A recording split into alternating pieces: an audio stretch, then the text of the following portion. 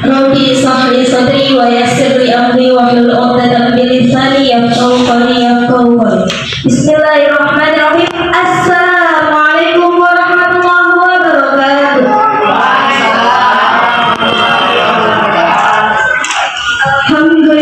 Alhamdulillahirabbil alamin wassalatu wassalamu ala asrofil anbiya'i wal mursalin wa ala alihi wa sahbihi ajmain. Amma ba'du. Pertama-tama marilah kita ucapkan puji syukur kita kepada Allah Subhanahu wa taala yang mana kita masih diberikan nikmat sehingga kita dapat berkumpul di acara Diseminasi Budaya Positif Calon Penggerak. Salawat berakaikan salam mari kita hadiahkan kepada nurul junjungan alam Nabi besar Muhammad sallallahu alaihi wasallam. Allahumma sholli.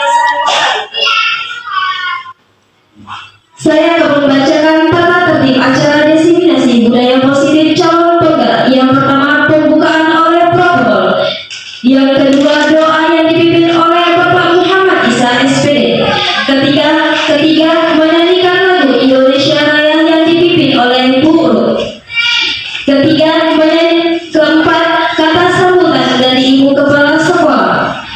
Kelima, Diseminasi Budaya Positif oleh calon guru penggerak Ibu Rida Subahanijah SPD dan Ibu Sri Ariati Harpati Pritoma SPD.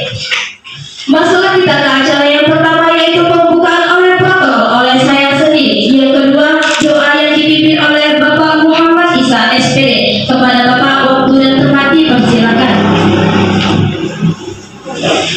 Assalamualaikum warahmatullahi wabarakatuh. Selamat pagi, menjelang siang kepada kita semua. Salam sejahtera bagi kita semua. Mari dalam kesempatan yang berbahagia ini untuk menjadi kesempatan pada kesempatan yang berbahagia ini kita berdoa dan doa akan kami pimpin secara Islam dan kepada kawan-kawan kita yang non-muslim untuk disertai doa-doa kita. Astagfirullahaladzim, astagfirullahaladzim, astagfirullahaladzim. Alladzi la ilaha illa huwal hayyul qayyum wa atubu ilaih wa la haula wa la quwwata illa billahil aliyyil azim. A'udzu billahi minasyaitonir rajim. Bismillahirrahmanirrahim. Alhamdulillahirabbil alamin wassalatu wassalamu ala asyrofil anbiya'i wal mursalin wa ala alihi wa sahbihi rasulillahi ajma'in. Allahumma shalli wa sallim ala sayyidina wa ala ali sayyidina wa maulana Muhammad. Allahumma ighfir lana dzunubana wa li walidayna warhamhuma kama rabbayana shaghira. ولجدنا ولجداتنا ولمساتذتنا ولمن حضرنا ولمن قبعنا ولجميع المؤمنين والمؤمنات والمسلمين والمسلمات الأحياء والأموات إنك على كل شيء قدير. اللهم إنا نسألك رضاك الحسنة يا أرحم الراحمين. اللهم إنا نسألك الحسنة يا أرحم الراحمين. Rabbana taqabbal minna innaka antas samiul alim wa tub 'alaina innaka antat tawwabur rahim. Allahumma ya Allah, pada hari ini kita berkumpul di tempat yang berbahagia ini ya Allah, dalam suatu kegiatan ya Allah. Waktu ini ya Allah, ampunkanlah dosa-dosa kami, dosa kedua tua kami ya Allah, dosa saudara-saudara kami ya Allah. Jadikanlah pertemuan ini menjadi pertemuan yang Kau rahmati, dan jadikanlah nanti perpisahan menjadi perpisahan Kau rahmati ya arhamar rahimin. Rabbana atina fid dunya hasanah wa fil akhirati hasanah wa qina adzabannar. Wa sallallahu ala sayyidina Muhammadin wa ala alihi washabihi wasallam. Subhana rabbika rabbil izzati amma yasifun. Wassalamu alal mursalin walhamdulillahi rabbil alamin. Assalamualaikum warahmatullahi wabarakatuh.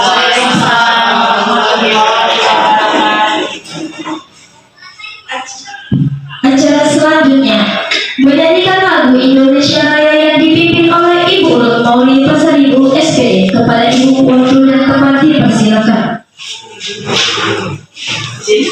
Dan hadirin untuk dipersilakan berdiri sejenak.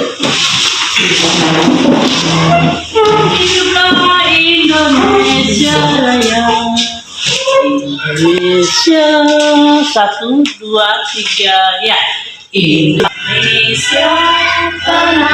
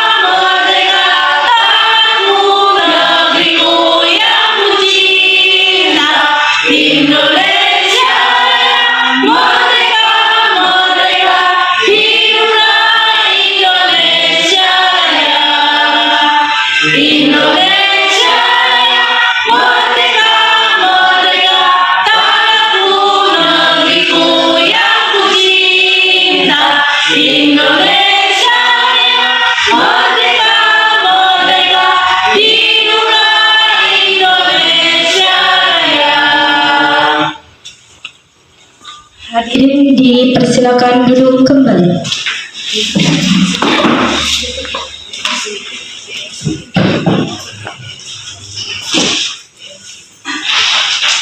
Masuk acara yang kelima, diseminasi budaya positif oleh calon penggerak kepada Ibu Rida Subhanijat. Masuklah kita yang keempat, kata sambutan dari Ibu Kepala Sekolah atau yang mewakili kepada Bu Sri Ratna Juwita, SPD, waktu dan tempat dipersilakan.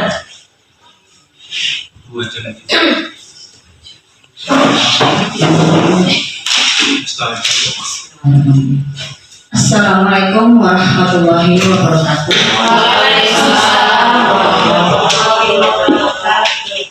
Ya syukur kita panjatkan kehadiran Allah Subhanahu wa taala yang mana berkat rahmat dan karunia-Nya kita dapat berkumpul di rumah kita ini dalam rangka melaksanakan diseminasi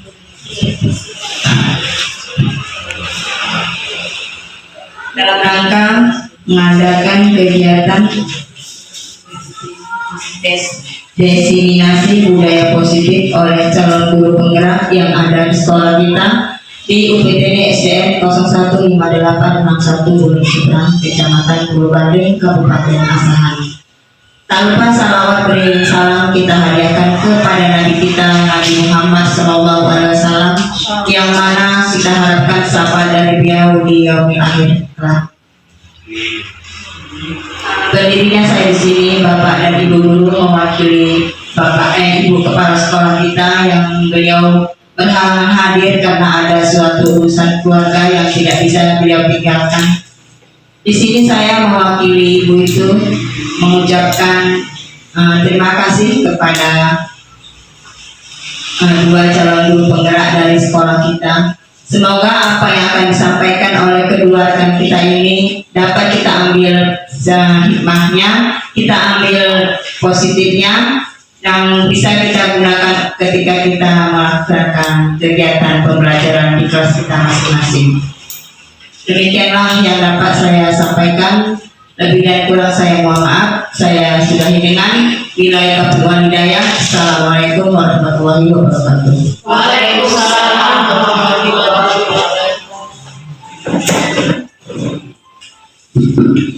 Masuklah kita ke acara yang kelima, diseminasi budaya positif oleh calon guru penggerak Ibu Rida Subhanijat SPD dan Ibu Sri Arya Hartati Ritoma SPD. Kepada Ibu, waktu dan tempat dipersilakan.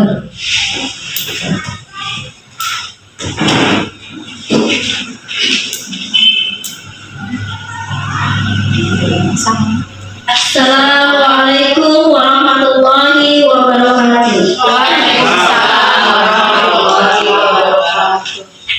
Kami akan memperkenalkan diri kami. Nama saya Rida Subhanijat,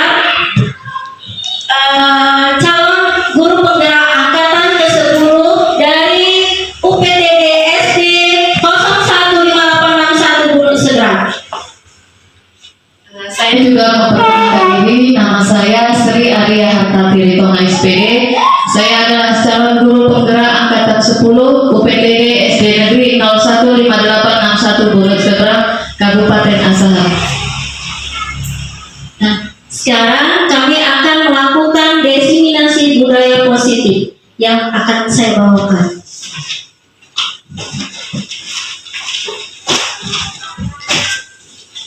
Sebelum kita mulai acara, saya akan membacakan puisi pemantik dulu ya Bapak Ibu.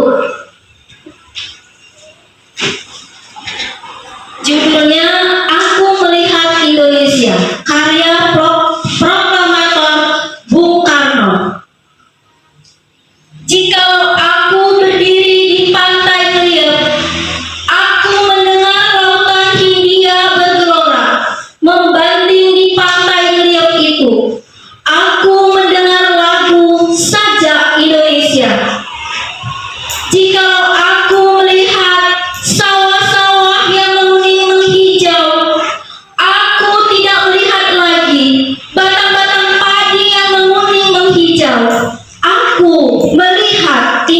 Indonesia. Jikalau aku melihat gunung-gunung, Gunung Merapi, Gunung Semeru, Gunung Merbabu, dan gunung-gunung yang lain, aku melihat Indonesia. Jikalau aku mendengarkan lagu-lagu yang merdu dari Batak, bukan lagi lagu Batak yang kudengar, aku melihat Indonesia. Jikalau aku mendengarkan pangkur palaran, bukan lagi pangkur palaran yang kudengar, aku mendengar Indonesia. Jikalau aku mendengarkan lagu Olesio dari Maluku, bukan lagi aku mendengarkan lagu Olesio, aku mendengarkan Indonesia. Jikalau aku mendengarkan burung perkutut menyanyi di pohon ditiup angin yang sepoi-sepoi, bukan lagi aku mendengarkan burung perkutut, aku mendengarkan Indonesia. Jikalau aku menghirup udara ini, aku tidak lagi menghirup udara, aku menghirup Indonesia. Jikalau aku melihat wajah anak-anak di desa-desa dengan mata yang bersinar-sinar, Pak Merdeka, Pak Merdeka, Pak Merdeka, aku bukan lagi melihat mata manusia, aku melihat Indonesia. Nah, puisi pemantik ini kita amati dari puisi seolah-olah itu memberi jalan bahwa apapun yang kita sukai, apapun yang kita lihat, kita utamakan cinta Indonesia. Nah, sekian puisi pemantiknya. Sekarang kita akan masuk ke speaking ya Bapak Ibu. Sebelum kita masuk ke materi, kita melakukan speaking dulu biar fresh, biar hidup, biar lebih semangat. Coba Bapak Ibu, siapa yang berkenan untuk maju ke depan? 2 orang. Siapa yang maju ke depan yang berkenan Bapak Ibu? Minta tolong. Oh, Ibu Sri dan Ibu Maya. Terima kasih Ibu.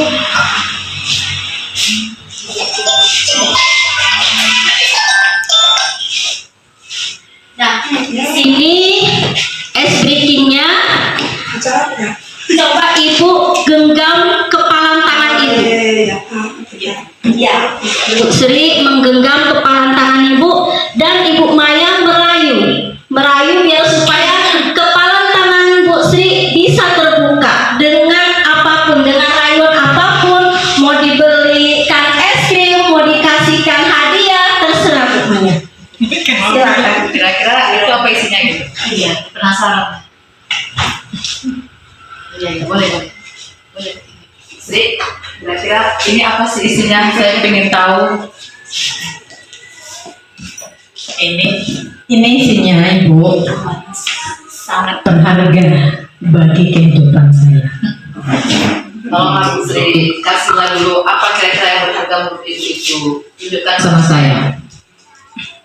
Kalau saya tunjukkan, berarti saya menyerahkan yang penting bagi kehidupan saya untuk Ibu.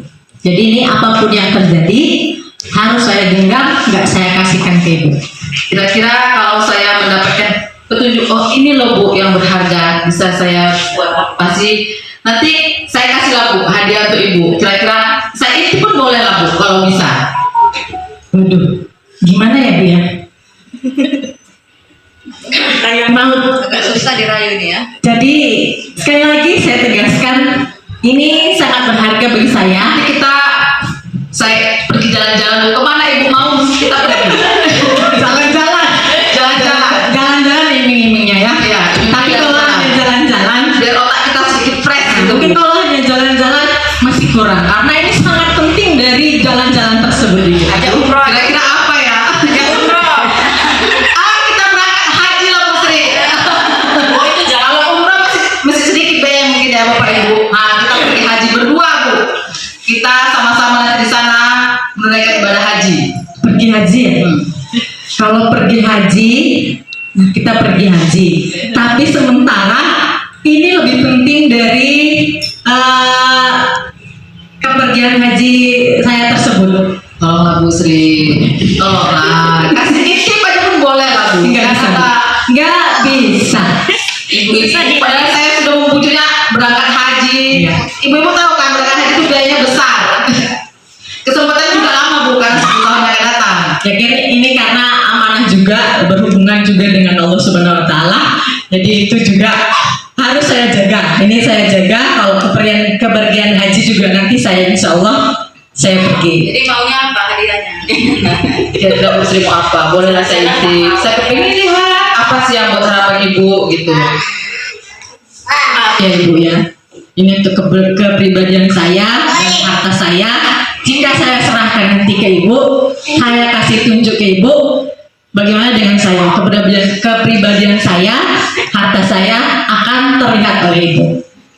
Ya, sudahlah Bu, kalau tidak bisa Ibu berikan apa yang Ibu utang saat ini, saya kasih permen aja lah ya Bu ya. Terima kasih banyak ya Bu ya. Oke, terima kasih. Nah, ganti yang dulu, kakak yang ini. Gak bisa. Berarti gagal lah, berarti gagal. Oke, terima kasih untuk Ibu Sri dan Ibu Maya. Tepuk tangannya. Terima kasih. Nah, tadi kita udah melakukan ice breaking. Bu Sri mengepal tangan Bu Sri dan Bu Maya merayu sampai sekuat apapun, sampai mau ditawarkan naik haji ya Bu Sri ya, nggak mau juga. Dikasih permen nggak mau, dikasih jajan nggak mau, segala upaya apapun yang diberikan Bu Maya tetap nggak mau. Coba saya mau tahu apa sih alasannya Bu Sri tidak mau membuka kepalan tangan Ibu? Coba bisa diberi alasannya?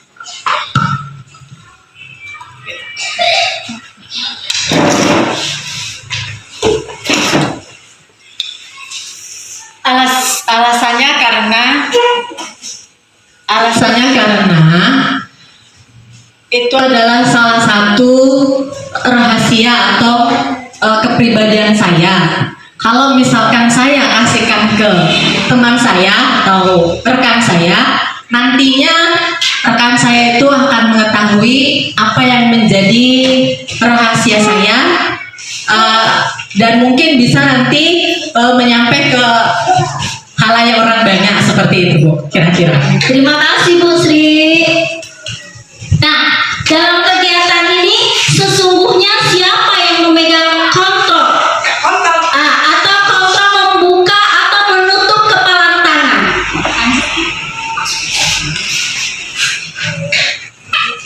Nah, siapa yang memegang kontrol itu tadi? Kita sendiri, ya kan Bapak Ibu? Nah, yang memegang kontrol atas kepala tangan kita, apakah kita membuka atau menutupnya, itu tergantung atau sesuai dengan kebutuhan dasar kita, ya kan? Misalnya kalau kita beri sesuatu yang berharga, kita beri ke orang, waduh kan bagaimana ya? Nah, mungkin Bu Sri itu sangat berharga, makanya dia tidak memberikannya. Ya, bagus Bu Sri. Nah, sekarang apa itu budaya positif? Coba Bapak Ibu, siapa yang tahu budaya positif? Ada yang mau menjelaskan atau memberi pengetahuannya, komentarnya mengenai budaya positif?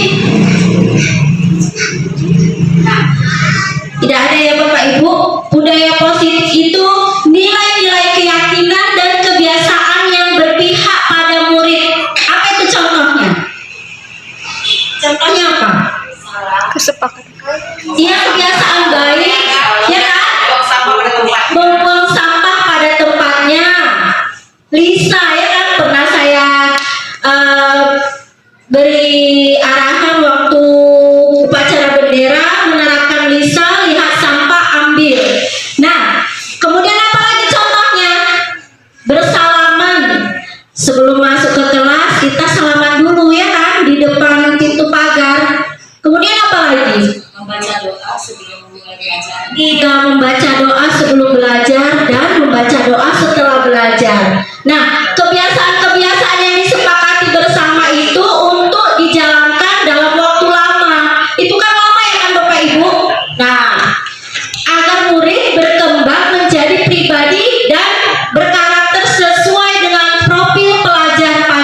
Pancasila.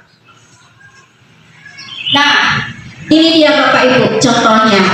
Makna disiplin, ya kan? Nah, sebelum masuk ke kelas kita salaman dulu dengan gurunya. Nah, ini melaksanakan disiplin juga, melaksanakan sholat duha setiap hari Jumat. Nah, disiplin positif itu, disiplin berasal dari discipline yang berarti belajar. Disiplin mengacu pada disiplin diri yang memiliki tanggung jawab terhadap apa yang dilakukan berdasarkan nilai-nilai yang diyakini. Nah, disiplin positif merupakan satu cara penerapan disiplin yang bertujuan menumbuhkan kesadaran serta memberdayakan peserta didik tanpa imbalan penghargaan, ancaman, atau hukuman. Nah, sebagai pendidik, tujuan kita adalah menciptakan peserta didik yang memiliki disiplin.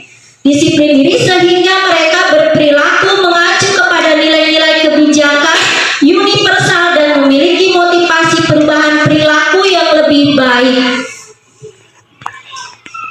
Nah, langkah-langkah menerapkan disiplin. Langkah-langkahnya menanyakan pendapat murid bagaimana cara belajar yang disukai. Nah, kita kalau di kelas kita tanya, jangan kemauan guru aja, ya kan Bapak Ibu? Kita tanya apa kemauannya, bagaimana cara belajarnya menurut dia. Nah, yang kedua menanyakan ide-ide murid untuk mencapai kelas impian. Ada nggak? Misalnya, ada nggak anak ibu yang mempunyai ide-ide yang baik? Misalnya anak-anak kan, oh Bu, saya Bu, gimana kalau kita belajarnya di luar kelas Bu, bosan di dalam kelas saja. Nah, itu ide. Mungkin dari situ dia minat belajarnya tumbuh, ya kan? Mungkin kalau di dalam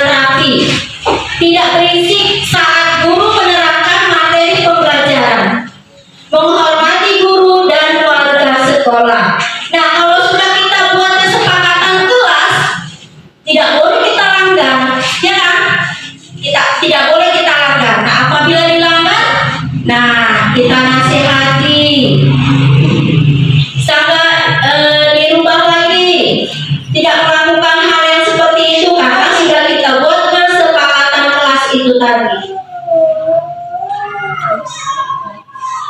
Nah, nilai-nilai kebajikan.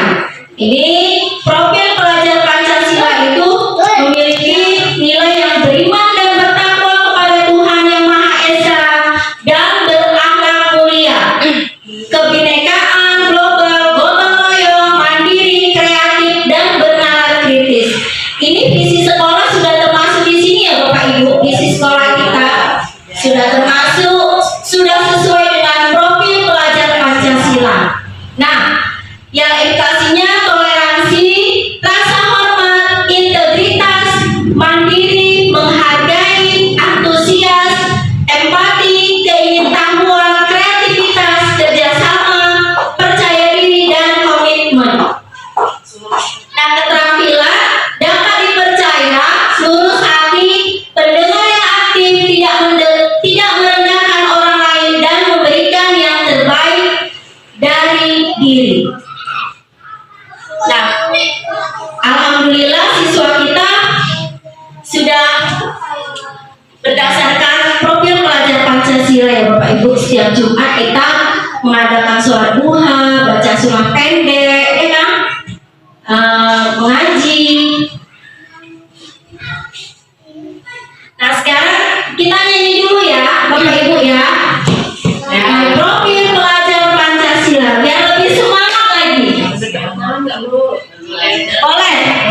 Boleh tepuk tangan.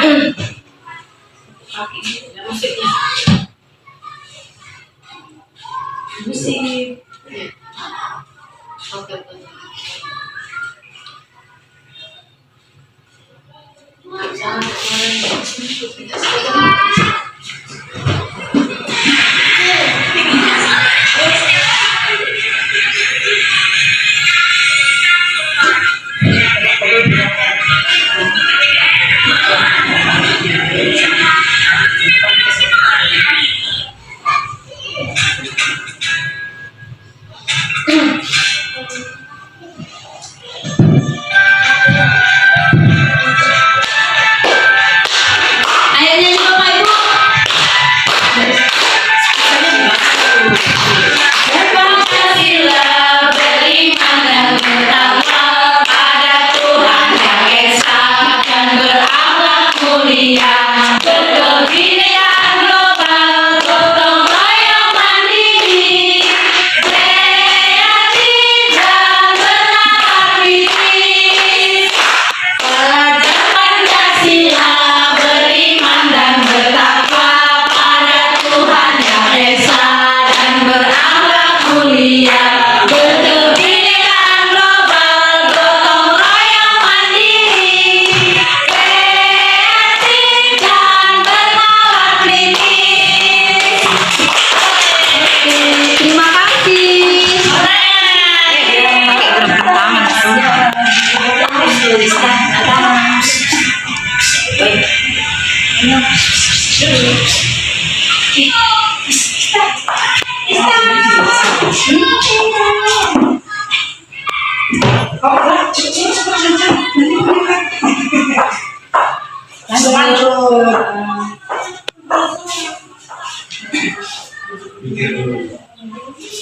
Nah, terima kasih atas perhatian Bapak Ibu. Terima kasih atas perhatian Bapak Ibu. Saya ucapkan terima kasih dan saya serahkan kepada teman saya Ibu Sri Arya Harta Tiritono. Assalamualaikum warahmatullahi wabarakatuh. Ya baik Bapak Ibu yang saya hormati, di sini saya melanjutkan pembahasan diseminasi budaya positif calon guru penggerak, yaitu yang pertama kebutuhan dasar manusia dan keyakinan kelas. Nah, di sini ada budaya positif, termasuk di situ di dalamnya ada teori motivasi, hukuman, dan penghargaan. Nah, biasanya kalau kita di dalam kelas ada anak didik kita yang melakukan kesalahan. Jadi kalau Bapak Ibu, kalau anak kita lihat anak didik kita melakukan kesalahan, apakah kita langsung menghukumnya? Tidak, ya. Kita tidak boleh langsung menghukumnya. Nah, kita tanyakan dulu apa penyebab dia membuat kesalahan, dan kemudian apa solusi yang kita berikan kepada anak didik kita itu. Lanjut, Bapak. Nah, di sini saya jelaskan motivasi perilaku manusia. Diana Gorson itu ahli pendidikan dari Kanada. Dalam bukunya Restructuring School Discipline menyatakan ada 3 motivasi perilaku manusia. Yang pertama, untuk menghindari ketidaknyamanan atau hukuman. Yang kedua, untuk mendapatkan imbalan atau penghargaan dari orang lain. Yang ketiga, untuk menjadi orang yang mereka inginkan dan menghargai diri sendiri dengan nilai-nilai yang mereka percaya. Nah, manusia itu seperti dia ingin menghindari ketidaknyamanan atau hukuman. Seperti halnya anak didik kita itu sebenarnya tidak mau dihukum, ya kan? Dia berbuat tetapi dia tidak mau dihukum. Nah, kemudian manusia itu ingin mendapat imbalan atau penghargaan. Misalnya dia kita lihat mengutip sampah. Nah, kita memberi penghargaannya dengan pujian. Oh, anakku bagus sekali, lihat sampah ambil, sudah menerapkan Lisa, lihat sampah ambil. Kemudian mereka ingin menginginkan menghargai diri sendiri dan nilai-nilai yang mereka percaya. Nah, hukuman dan konsekuensi dan restitusi di sini juga ada ya di PMM. Sudah kita lihat ada hukuman, konsekuensi dan restitusi dalam menjalankan peraturan atau keyakinan kelas atau sekolah. Bila mana ada suatu pelanggaran, tentunya sesuatu harus terjadi. Untuk itu, kita perlu meninjau ulang tindakan penegakan peraturan atau keyakinan kelas atau sekolah kita selama ini. Tindakan terhadap suatu pelanggaran pada umumnya berbentuk hukuman atau konsekuensi. Nah, seperti ini. Misalnya contoh Bapak Ibu, kita di dalam kelas kita membuat keyakinan kelas. Keyakinan kelas ini kita buat antara guru dan siswa. Nah, keyakinan kelas ini disepakati antara guru dan siswa. Siswa memberikan idenya apakah keyakinan kelas yang ingin kita terapkan di kelas kita. Nah, kemudian guru juga membuat keyakinan kelas yang bisa diterapkan untuk semua warga yang ada di kelas. Nah, yang pertama, apa itu hukuman? Nah, jika anak didik kita melakukan kesalahan, kita pasti dia merasa pasti akan dihukum. Nah, hukuman itu apa? Hukuman itu bersifat tidak terencana atau tiba-tiba. Anak atau murid tidak tahu apa yang akan terjadi. Dia menumpuk kawannya, dipanggil, dalam hatinya pasti aku kena hukum, ya kan? Kemudian hukuman bersifat satu arah dari pihak guru yang memberikan, dan murid hanya menerima suatu hukuman tanpa melalui suatu kesepakatan atau pengarahan dari pihak guru, baik sebelum atau sesudahnya. Hukuman yang diberikan bisa berupa fisik maupun psikis. Murid atau anak disakiti oleh suatu perbuatan atau kata-kata. Nah, kita sebagai guru hendaknya mencegah hukuman. Kita lihat dulu apa kesalahan anak didik kita. Kita seharusnya tidak memberikan hukuman yang bentuk fisik maupun psikis atau dengan kata-kata. Kita tidak boleh menyebutkan anak, "Hei bodoh," tidak boleh seperti itu ya. Tidak boleh atau menyakiti perasaannya dengan kata-kata lain atau menyindir atau apa, itu tidak boleh sebenarnya seperti itu. Nah, di sini tadi ada hukuman, kemudian ada konsekuensi. Nah, konsekuensi ini sebenarnya sudah konsekuensi ini dibuat antara guru dan murid. Jika dia melakukan sesuatu, nanti konsekuensinya apa? Ya kan? Kita sudah direncanakan konsekuensinya apa. Nah, disiplin dalam bentuk konsekuensi sudah terencana atau sudah disepakati, sudah dibahas dan disetujui oleh murid dan guru.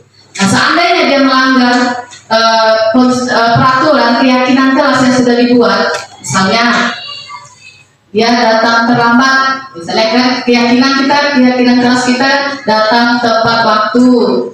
Nah, di sini dia melanggar, dia terlambat. Nah, di situ ada konsekuensi yang akan ditanggungnya. Umumnya berbentuk konsekuensi dibuat oleh pihak guru atau sekolah dan murid sudah mengetahui sebelumnya konsekuensi yang akan diterima bila ada pelanggaran. Pada konsekuensi, murid tetap dibuat tidak nyaman untuk jangka waktu pendek. Konsekuensi biasanya diberikan berdasarkan suatu data yang umumnya dapat diukur.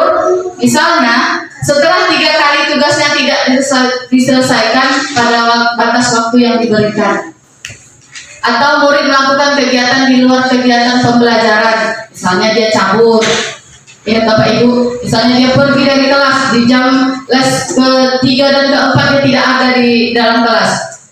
Nah, misalnya ini juga ngobrol, maka murid tersebut akan kehilangan waktu bermain dan harus menyelesaikan tugas karena ketertinggalannya. Peraturan dan konsekuensi yang mengikuti ini sudah diketahui sebelumnya oleh murid. Sikap guru di sini senantiasa memonitor murid. Nah, di sini ada contoh kasus saat pelaksana ulangan harian, Sidik berusaha untuk melihat jawaban temannya atau mencontek. Sebagai guru, harus menyelesaikan masalah tersebut dengan baik dengan menggunakan segitiga restitusi.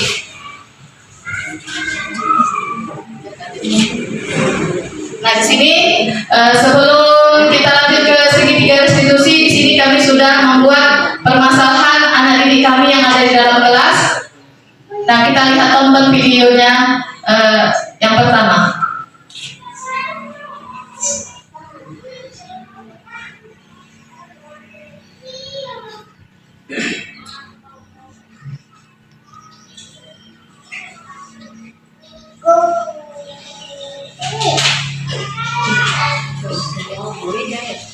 Nah, di sini pertama dari kasus Ibu Rida, siswa Ibu Rida di kelas 1.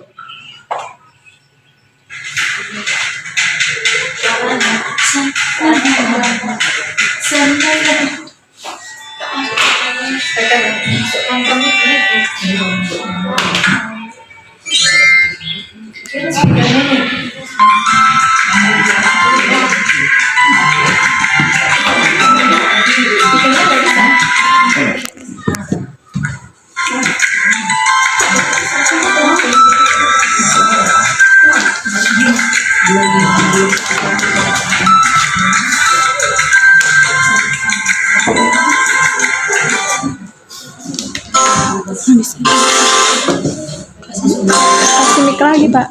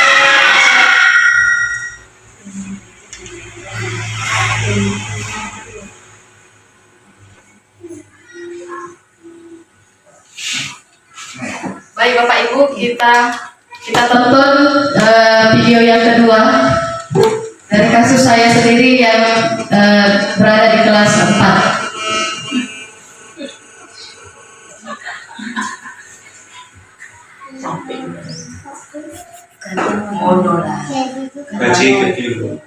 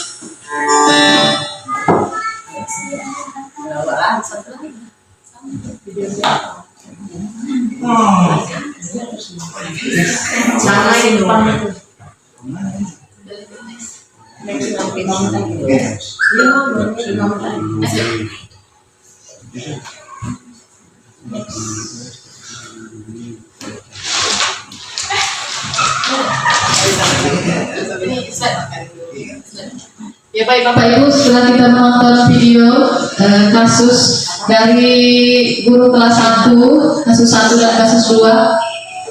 Nah sekarang kebutuhan, kita masuk lagi ke materi kebutuhan dasar manusia.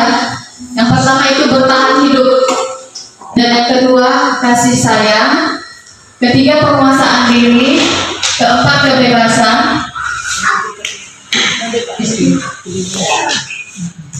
Nah, di sini ada keyakinan kelas. Mengapa keyakinan kelas? Mengapa tidak peraturan kelas? Nah, ayo perbedaan. Saya minta pendapatnya Ibu Bapak. Kenapa keyakinan kelas? Kenapa nggak peraturan kelas? Ayo, keyakinan kelas itu dibuat dan disepakati bersama-sama guru dan murid di dalam kelas. Nah, kalau peraturan, biasanya kalau peraturan itu dibuat oleh sekolah atau gurunya. Nah itulah dia. Mengapa kita berjalan di kaki trotoar? Mengapa tidak berjalan kaki saja di jalan yang lalui motor atau bis? Suka-suka hati kita jalan, ya kan?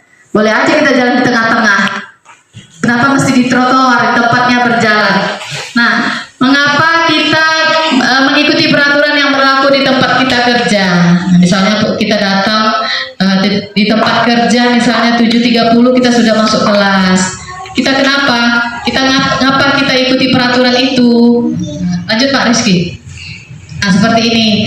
Contohnya itu berjalan di trotoar, tidak di sembarangan jalan, ya kan?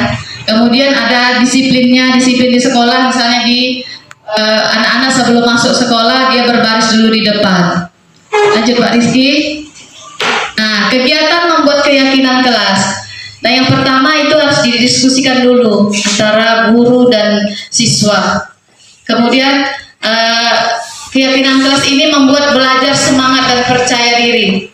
Nah, mereka menyebutkan apa keinginan keyakinan kelasnya. Bu, saya ingin ini Bu, saya ingin ini Bu, misalnya seperti itu ya.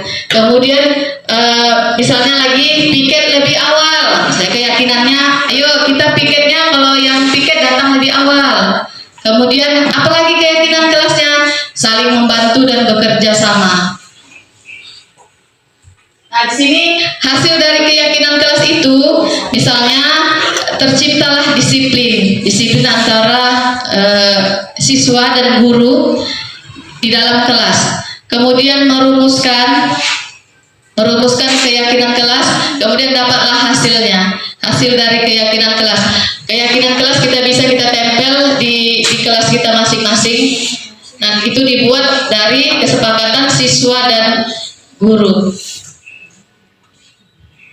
Nah, kemudian Diana Gosen atau dengan bukunya Restructuring School Discipline tahun 1998, guru perlu meninjau kembali penerapan disiplin di dalam ruang kelas mereka selama ini. Apakah telah efektif, apakah berpusat atau bagaimana dan mengapa. Nah, di sini Diana Goson juga menjelaskan 5 posisi kontrol.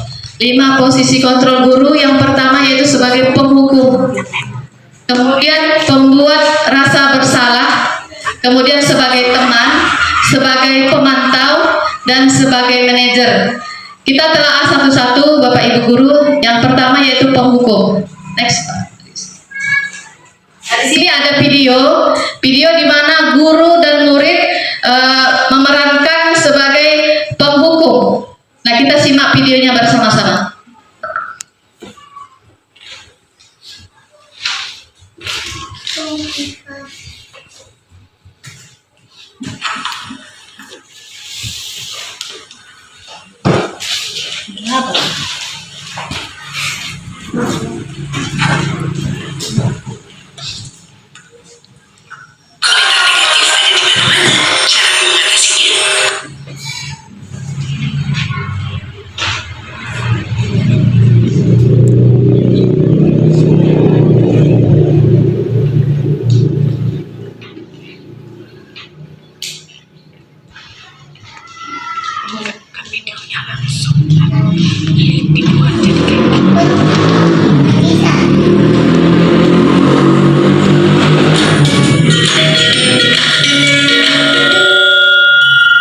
Salam bahagia Ibu dan Bapak guru hebat. Dalam penerapan disiplin positif restitusi, salah satu program yang dikembangkan adalah 5 posisi kontrol. 5 posisi kontrol dalam restitusi adalah proses perjalanan seorang pendidik agar dapat mengenali dirinya. Pada video kali ini, kita akan membahas tentang 5 posisi kontrol yang dikembangkan oleh Diana Goson dan contoh penerapannya.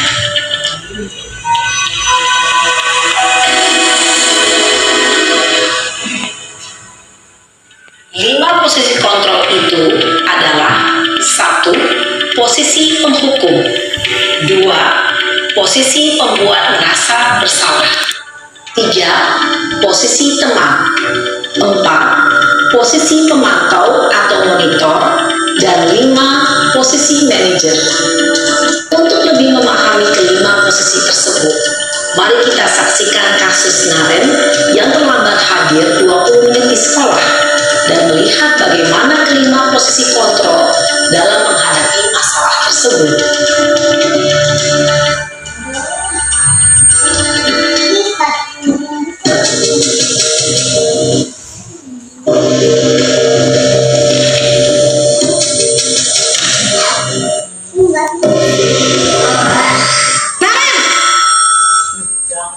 Sini kamu. Pagi Bu. Selalu terlambat. Kamu deh pasti terlambat. Maaf Bu, saya Apa? Apa coba? Alasan kamu apa lagi? Kapan sih kamu tidak terlambat? Malas sekali ya kamu jadi anak. saya Dasar pemalas. Gak kapok-kapok sih kamu. Sudah berapa kali terlambat? Sana, kamu keliling lapangan basket 2 kali. kenapa saya harus keliling lapangan basket Bu? Kenapa? Kamu melawan ibu? Berani-beraninya jawab. Sudah terlambat, masih berani jawab pula.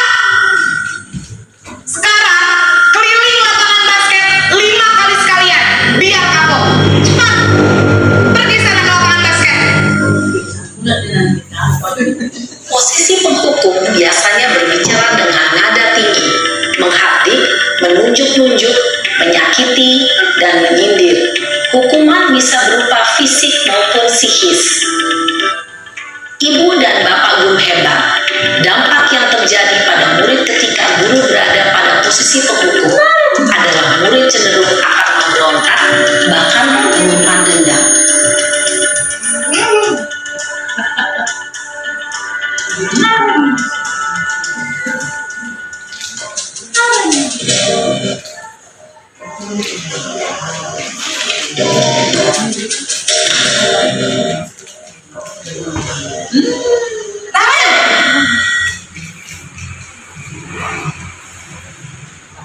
Selamat pagi Bu.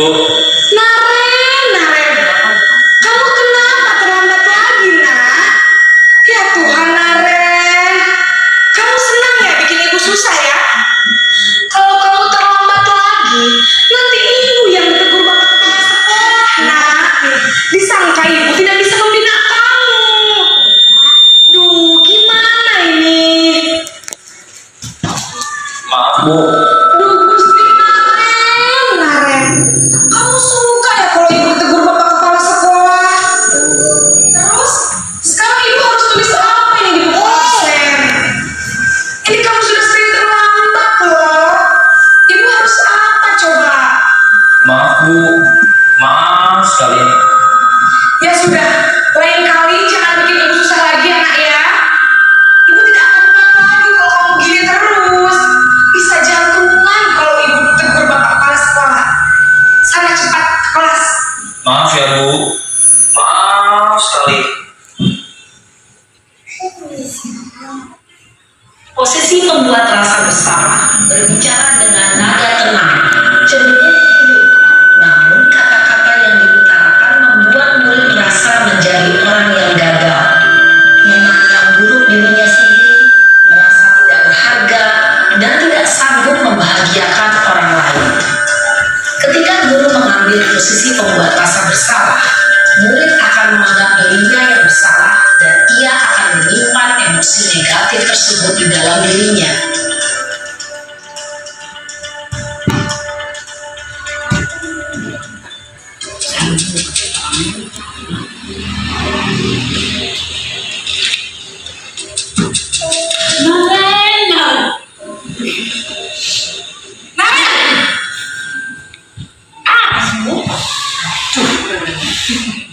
Selamat pagi Bu.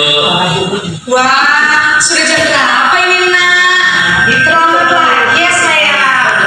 Iya Bu. Habis ibu saya lupa bangunkan saya Bu. Kamu malah menyalahkan ibu kamu. Kamu bukannya anak yang larinya paling kencang.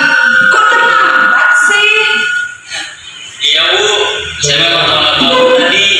Jadi biarpun saya lari kencang, tetap gak kencang Bu. Ya sudah sana. Nanti lain kali larinya lebih kencang lagi ya. Biar gak terlambat lagi. Bikin seneng ibu. Demi ibu. Bisa kan? Bisa Bu. Ya sudah sana masuk kelas. Ibu beresin urusan absen kamu. Kamu ini ada-ada saja. Dalam posisi teman, guru berbicara dengan nada suara ramah, akrab, cenderung bersenda gurau untuk menjaga suasana tetap santai. Murid akan merasa senang, aman, dan akrab dengan guru. Identitas yang tercipta adalah identitas sukses atau berhasil. Namun, perlu diingat, karena ini masih dorongan eksternal, maka ada faktor ketergantungan dari murid kepada orang tertentu. Di sini guru absennya, sehingga di lain waktu murid bisa berperilaku baik, namun hanya kepada orang-orang tertentu saja.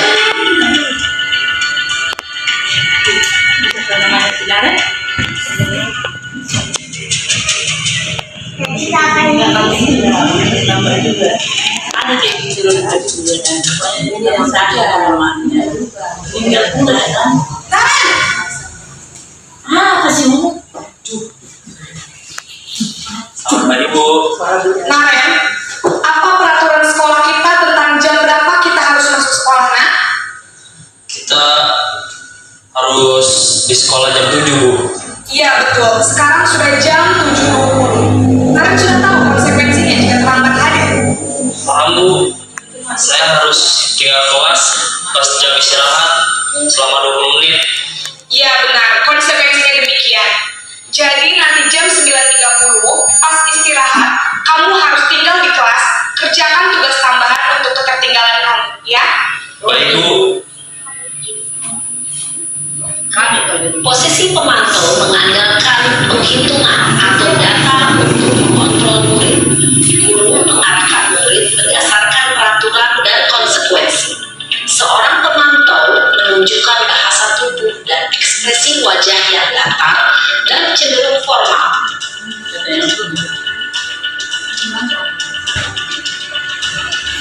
Ini anak siapa?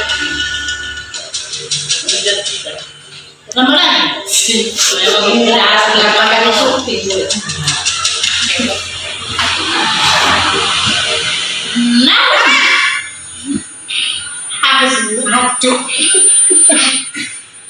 pagi Bu. Selamat pagi Naren. Maaf Bu, saya terlambat. Iya, sekolah masuknya jam 7, sekarang sudah jam 7.20. Jadi sekarang bagaimana ini Naren? Maaf Bu, saya lupa setel alarm saya semalam. Baiklah, menurut kamu, keyakinan sekolah yang mana yang perlu kamu tingkatkan? Menghargai diri sendiri dan orang lain mungkin ya Bu. Setuju. Jadi, apakah Naren meyakini prinsip saling menghormati tersebut? Iya Bu, saya meyakininya. Apakah Naren bersedia memperbaiki masalah keterlambatan ini? Bersedia Bu. Bagaimana kamu akan perbaiki masalah keterlambatan ini? Saya akan coba untuk tidak lupa menyetel alarm saya Bu. Baik, kalau Naren lupa menyetel alarm di rumah, ada orang yang kira-kira bisa bantu mengingatkan tidak? Ada Bu, kakak saya, Kak Emma. Ada lagi selain Kak Emma?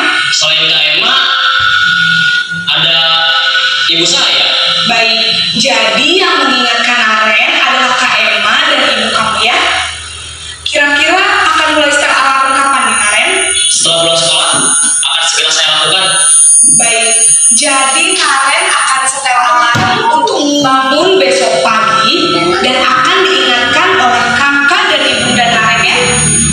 Ada lagi yang mungkin perlu dilakukan Naren agar tidak terlambat bangun lagi? Tidak ada Bu. Baik Naren, terima kasih untuk kerjasama kamu. Sekarang kamu turun kembali ke kelas untuk belajar. Baik Bu, terima kasih.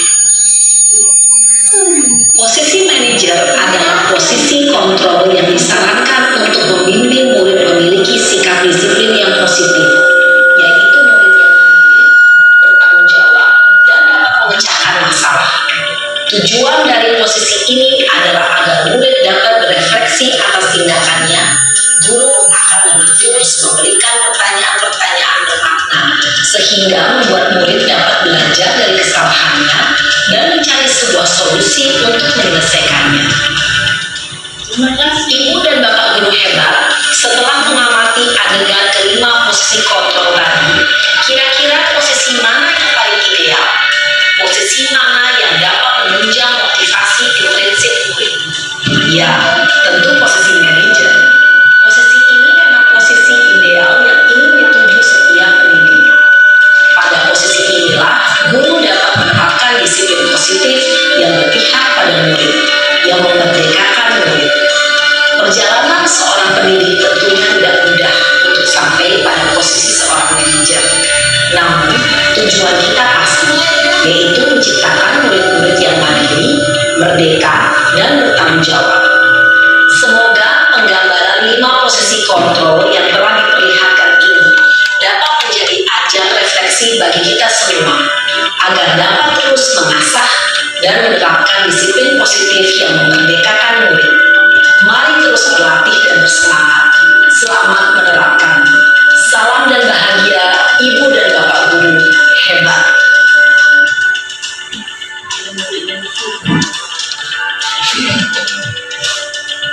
Ya baik, Bapak Ibu.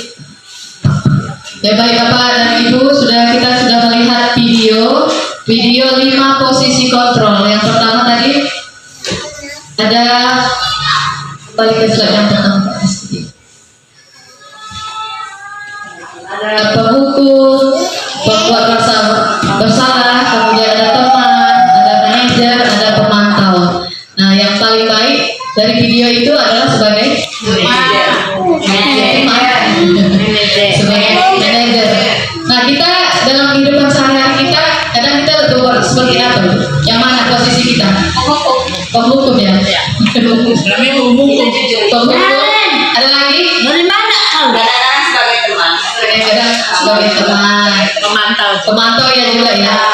Pembuat rasa bersalah ada kadang juga ya.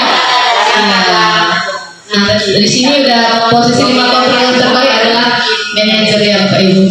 Kita terapkan, memang tidak mudah menerapkan posisi manajer ini, kita harus pelan-pelan kita terapkan kepada siswa-siswa kita. Nah, di sini sudah dijelaskan penghukum itu pakai nada suara tinggi, bahasa tubuh ada melotot dan jari-jari menunjuk menghardip. Terlambat lagi, pasti terlambat lagi, selalu datang terlambat. Kapan bisa datang tepat waktu? Nah, seperti itu kata-katanya. Mungkin lebih sangat lagi bisa dipraktekkan Bu Rul. Tanyakan kepada diri Anda, bagaimana perasaan murid bila guru berbicara seperti itu pada saat muridnya datang terlambat? Ya, pasti ketakutan ya Bapak Ibu ya. Ya, saya pun kalau takut juga kalau terlambat sama ibu kepala sekolah. Malu juga ya, segan. Nah, kemudian lanjut. Buat merasa bersalah, nada suara memelas, halus, sedih, bahasa tubuh merapat pada anak, kemudian lesu. Adi, kamu ini bagaimana ya? Kamu sudah berjanji dengan ibu tidak akan terlambat lagi. Kamu kenapa ya? Senang sekali mengecewakan ibu. Ibu benar-benar kecewa sekali. Nah, sekarang bagaimana perasaan murid bila ditegur seperti cara ini? Kalau kita merasa bersalah, pasti murid itu rasa bersalah. Oh iya ya, kok aku buat kayak gini ya? Kok aku buat seperti itu ya?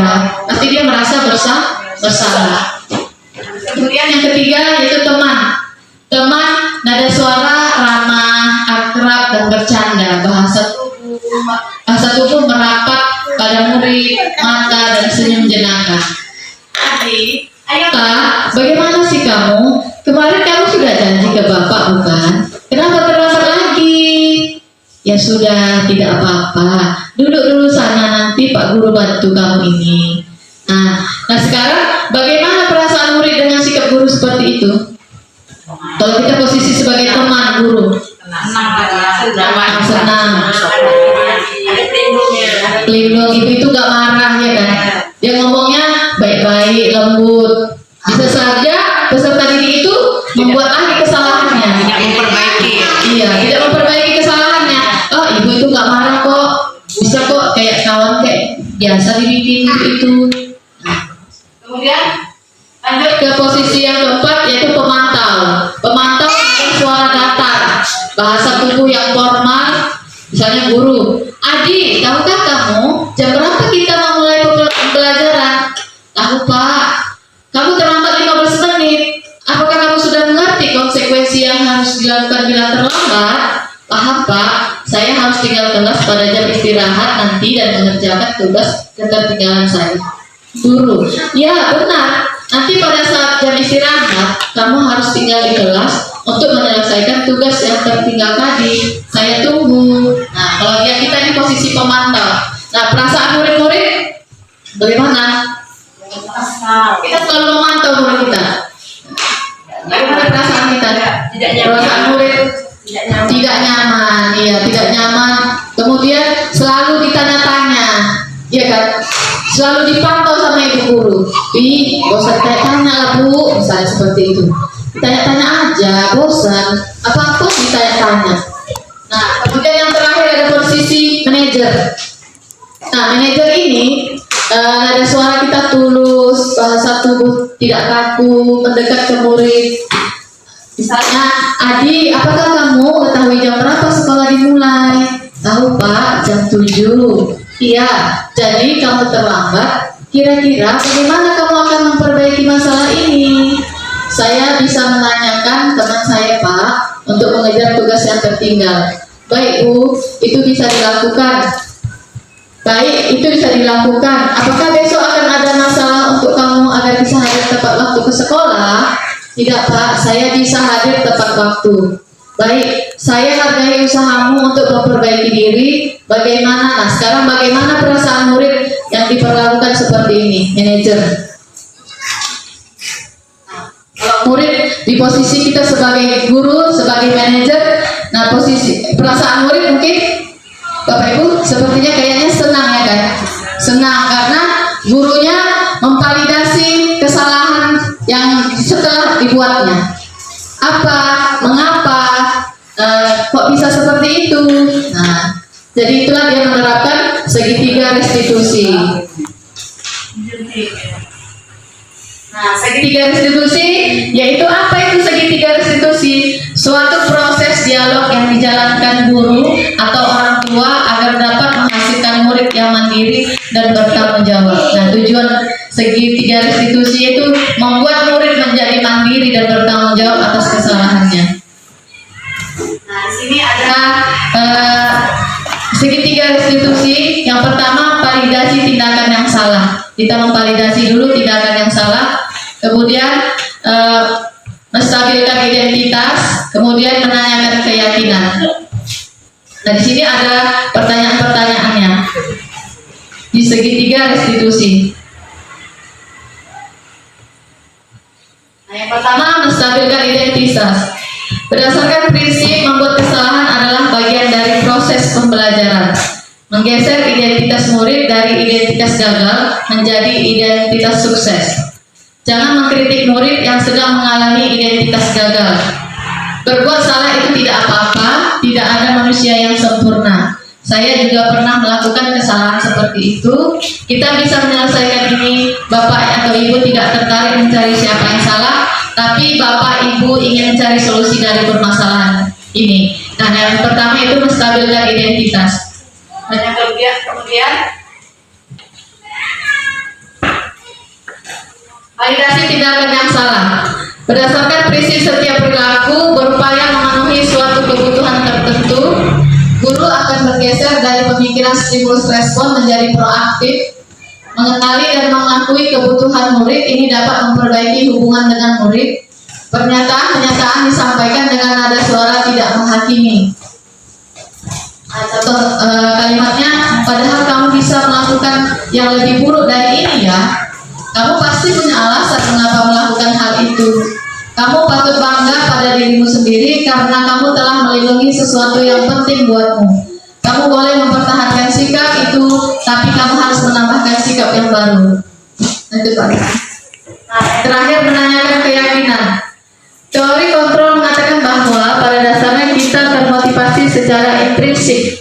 Saat perilaku telah divalidasi dan identitas sukses telah stabil, maka murid telah siap mengaitkan keyakinannya dengan tindakannya yang salah. Sebagai keluarga atau kelas, apa yang kita yakini, nilai-nilai apa yang telah disepakati, seperti apa gambaran sebuah kelas yang ideal bagi kamu, kamu ingin menjadi orang seperti apa? Iya. Demikianlah pemaparan kami tentang budaya positif calon guru penggerak. Bila ada kesalahan atau kekurangan yang kami perbuat, kami mohon dimaafkan. Saya Sri Arihanta Tiritonga undur diri. Dan saya Rida Subahanijar undur diri, dan kami ucapkan